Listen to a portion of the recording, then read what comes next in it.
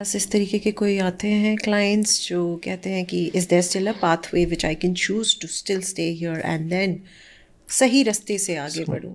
अब हर तरीके का क्लाइंट है, जो 12th के बाद आया वो भी, ग्रेजुएशन करके आया वो। अच्छा, इजी तरीके से समझाता हूँ। एक लाइन लगी हुई है पीआर की, उस पीआर की लाइन में सबसे पीछे खड़े हैं 12th के बाद जो आए थे। या उसके आगे खड़ा है जो बैचलर्स करके आया इंडिया से।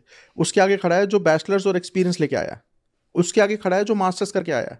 सबसे आगे खड़े हैं जो मास्टर्स और एक्सपीरियंस लेके आए हैं। यस अगर उनकी एज कम है तो, क्योंकि वो लूज करते हैं एज के पॉइंट्स। ठीक है, अब आप लाइन में कहाँ खड़े हो इस पे डिपेंड करता है आपको मेहनत कितनी करनी है। मेहनत सबको करनी है, सबको करनी है। There is no shortcut. किसको कितनी करनी है डिपेंड करता है। किसी का आइल्स अच्छा है उसको कम करनी है, किसी का आइल्स वीक है उसको और चीज़ों में मेहनत करनी है, उसको आइल्स में मेहनत करनी है। मैं ये भी लोगों को मोटिवेट करता हूँ कि आइल्स में अगर आपको CLP 9 लाना है, आपको ऑलरेडी 6.5 इंडिया से आया हुआ है तो 7 लाना है ईच, लिस्टिंग में 8 लाना है। आपको ये हुआ लगता है हाई बहुत मुश्किल है, 2 तो सही।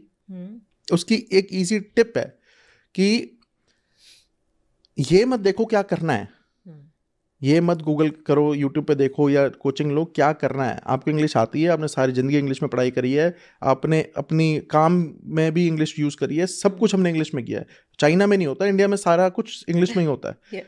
आपने ये नहीं देखना क्या करना है, आपने देखना है क्या नहीं करना है। Okay. What not to do. What not to do. Common mistakes in IELTS, common mistakes in reading, common mistakes in writing. अगर आपको ये पता लग जाए ये कॉमन मिस्टेक्स है, आप ये पढ़ के बोलोगे ये तो मैं भी करके आई थी, वो वर्ड कर लो, 6 से 7 आ जाएंगे।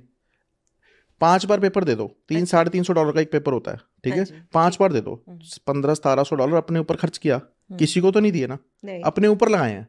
तो आपने वो बेंचमार्क अचीव कर लिया। अब मेजोरिटी से लाइन में आगे निकल गए। 80% बच्चे जिनको इमिग्रेशन चाहिए वो 12th पास हैं। Yes. और That's true. उससे बाहर निकलना है भीड़ से, तो 8777 लाना पड़ेगा। तो जैसे आपने पूछा, हर क्लाइंट के लिए, हर स्टेज के लिए अलग सलाह है अलग अलग सलाहें हैं कि आप इस सिचुएशन में हो तो आप ये कर लो, और ये आपका प्राइमरी पाथवे है, ये बैकअप है, ये उस थर्ड बैकअप है, ये सेकंड बैकअप है। ये सोच रहे हो तो इसको ऐसे सोचो।